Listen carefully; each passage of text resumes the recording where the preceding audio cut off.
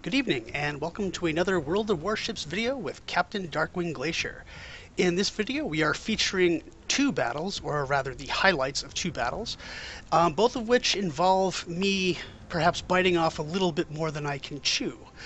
The first battle is in my Tier 9 French battleship, the Alsace, and like many ships that are capable of it, it is kitted out with a complete full secondary build. And that means I gotta get close to my opponents to cause the most damage possible, and that kind of fits with my style of playing the game, or at least maybe just pushes it a little bit too far, in fact. So here I am on the eastern flank of the Atlantic map, and I am right behind our Fletcher, and I'm already taking fire. I think that might be from the enemy Musashi perhaps, or maybe they're Friedrich de Grosse. And behind me are the two cruisers, and then an Izumo behind them. So first thing I do is I'm going to target my secondaries on this Cossack and see what I can do to cause some damage to him. My main battery shot goes out, and I do get a significant amount of damage, including taking out some torpedo tubes, and my secondaries are continuing to fire.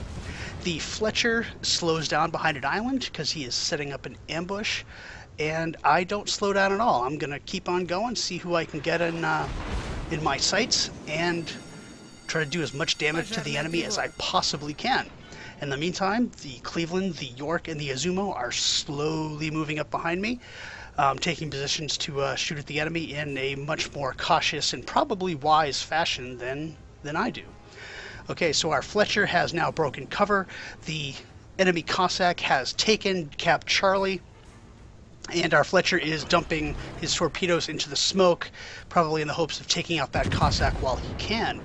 The enemy Musashi is now sticking his nose out from behind that island, so I fire a barrage of HE at him in the hopes of doing some damage there, and I'm fortunate enough to do 2 fires to him. And he is continuing to move out, so I might get another shot. In the meantime, the Fletcher has now turned around because he's not as stupid as I am and advancing in the same way that I do.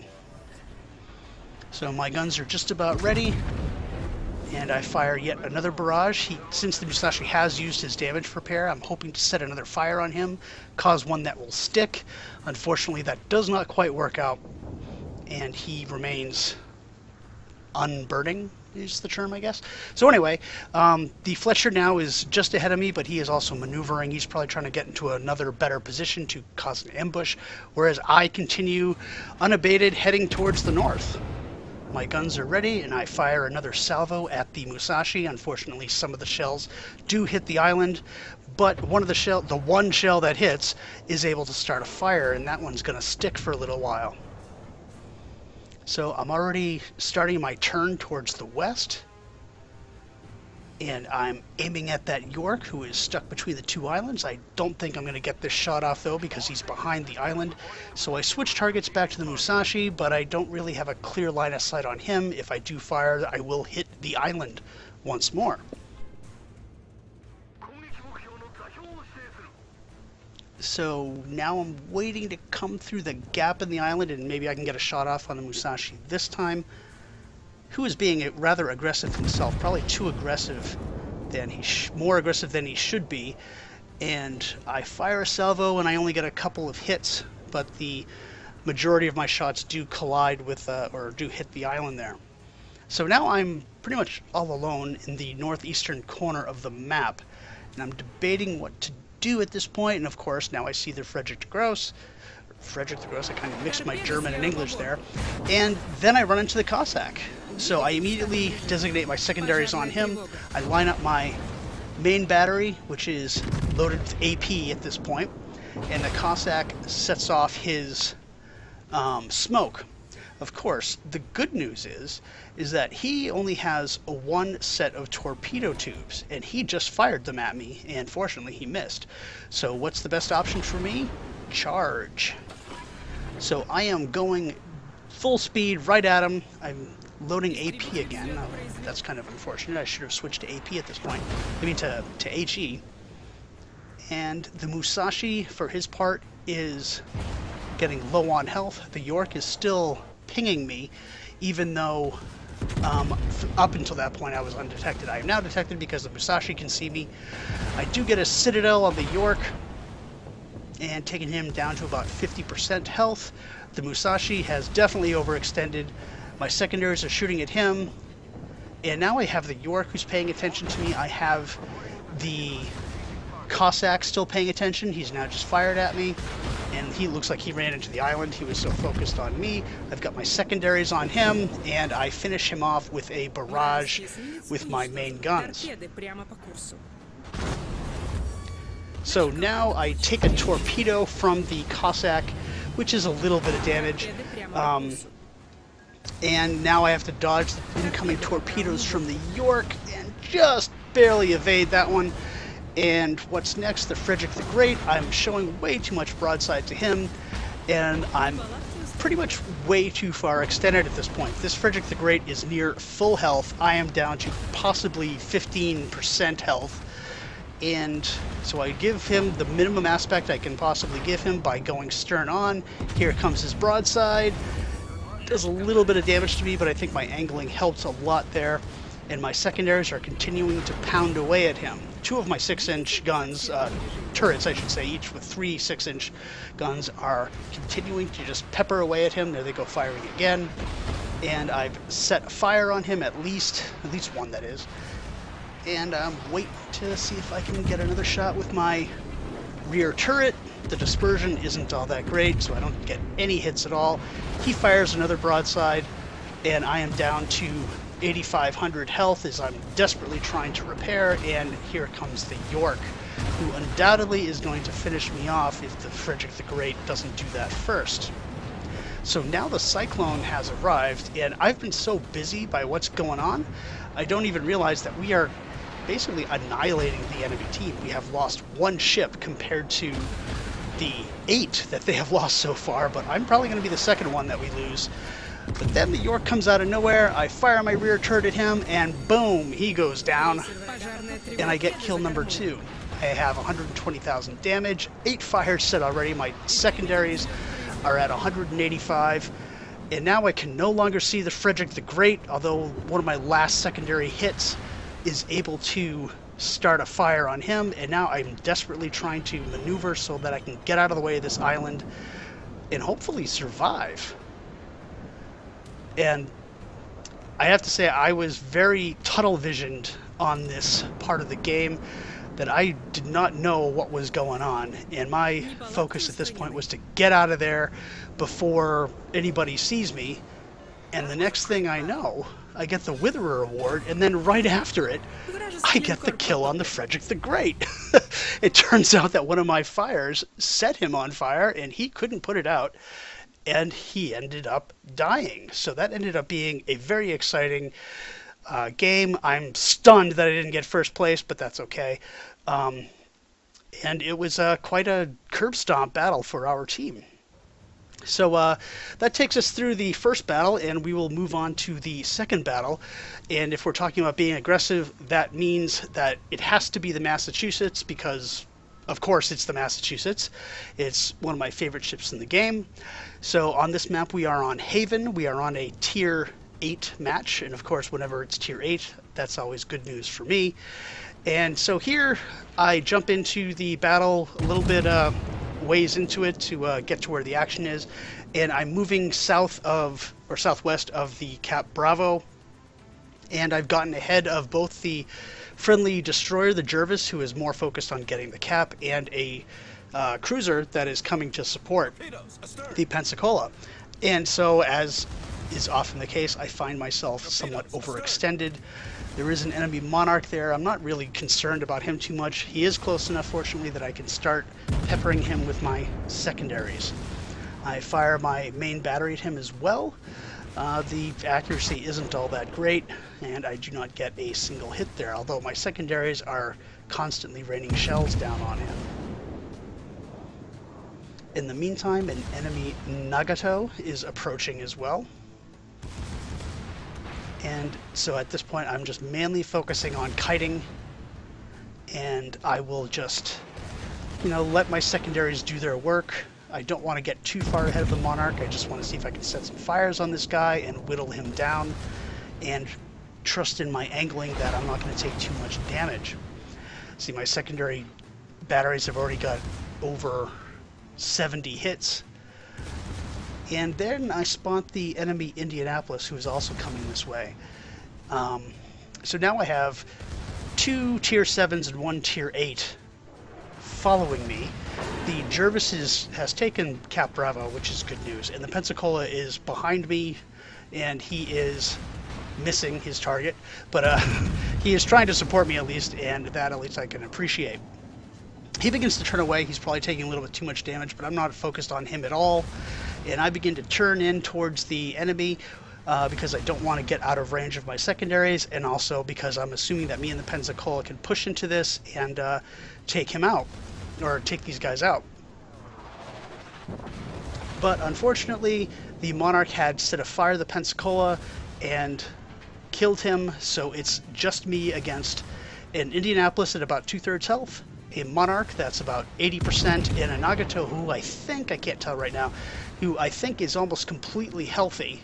And as I look again, he's about at 80%. But I have no fear whatsoever about facing these guys, so I just start turning in towards them, and I kill the Indianapolis, as you saw just a few seconds ago, and now it's against the Monarch and the Nagato. Now, I don't know if you would consider this a wise decision or not, but for whatever reason, I had no compunctions whatsoever about just charging these two guys and taking them out. But we'll see how well this turns out for me. So I try to keep my bow onto the Nagato because his main guns are more dangerous to me than the Monarch's, and in the meantime, I can continually fire at the Monarch with my secondary battery, and I can fire at the Nagato's broadside if he exposes it. But since he is still very high on health and the Monarch is starting to get low, I'm kind of debating which target I should aim at. I decide to fire the Nagato because he is showing a lot of broadside, and I do about 8,600 damage, which is, decent, but could be better. I fire my rear turret at the Monarch, who is stubbornly staying at about 22k damage. My secondaries either have saturated his superstructure, or they're just bouncing off of his deck armor. I am able to set him on fire, though, which is good news. But now I turn and I expose a little bit too much broadside to the Nagato, and I'm likely going to take a lot of damage here. I'm praying for my main battery to get there, because he's showing a lot of broadside too, and I line up and I take the shot, and boom, 30,000 damage with a double Citadel hit and 3 penetrations, which certainly helps even the score somewhat.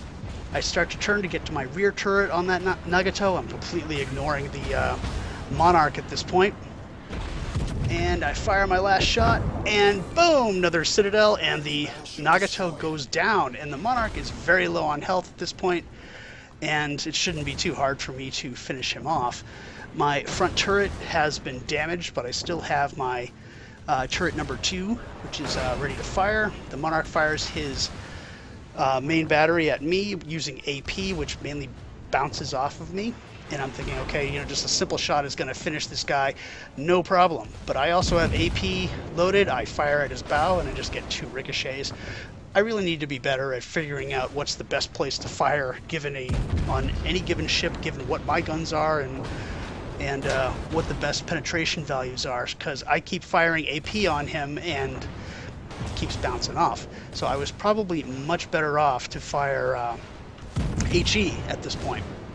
So the Monarch is in full reverse, trying to get away from me and keep well angled to my shots. My secondary batteries are just bouncing off of his water line at this point. I'm not really doing any damage. And then I take a massive hit as he fires into my bow. I'm down to 3,300 points. He's down to 1,300. We are definitely in a pit fight, I guess you could say at this point. I am getting some aid from the Prince Eitel Friedrich to the northeast of me, which is definitely appreciated. But I'm considering this point, do I want to go for a ram, or can I kill this guy? I now fire some HE, and of course it completely shatters on his deck. My turret number 1 has taken a hit that has rendered it completely inoperable, and I deliberately avoid the ram. And we're closing in, and I know I can avoid his turrets now, and his rear turret's pointed the wrong way. So my secondaries are continuing to fire I can't shoot at him with my main battery, and he's wondering, like, what is this guy doing? But now my rear turret is aligned. I take the shot, and I get the kill. I don't know how wise you think my whole encounter there was, but it certainly was exciting. It could have gone a lot worse for me, I can tell you that. I definitely did get some lucky shots. So now I'm focused on the Bayern ahead of me, and then there's the Prince Eitel Friedrich, who's also focused on him. And as you can see, we're well ahead of the other team. They only have the 2 ships left, and we have the 5. And of course, at this point, I'm kind of pumped because I did survive that encounter with the Indianapolis, the Nagato, and the Monarch, which I'm pretty proud of. But now I do have another target, and I want another kill. Unfortunately, there's no way I'm going to get a Kraken in this game, but I am going to see if I can get that kill number 4. Because this Bayern is showing lots of broadside. I do get the high caliber award, and I'm doing lots of penetration damage to him, and my secondaries are just raining shells on him. And I'm pretty confident at this point that I will get kill number 4. I mean, I have to get lucky with at least one of my main battery shots, but of course I do not have a turret number 1 anymore either. So my firepower forward is significantly reduced. The Prince Eitel Friedrich is closing in on him. There's also a Baltimore contributing to the fight as well. And now the Bayern is beginning to angle away and trying to get most of his guns on the Prince Eitel because he recognizes him as the larger threat at this point. And at this point, it's just going to be who is the one who gets the most shots off. And if you take a peek at the amount of secondary hits at this point, I am closing in on 500, which is definitely a record for me. And of course, I'm in the midst of this battle. I have no idea that this is going on. And now I'm screaming at the computer, don't ram him! But he rams him anyway. He gets the kill. I am deprived of kill number 4, but we come away with the victory. I end up with 520 secondary hits, which is pretty incredible. I mean, even for Massachusetts, I'm fortunate enough to come in first place, and I get away with the skin of my teeth in that battle. And I hope you enjoyed these 2 brawling fights, and thank you very much for watching.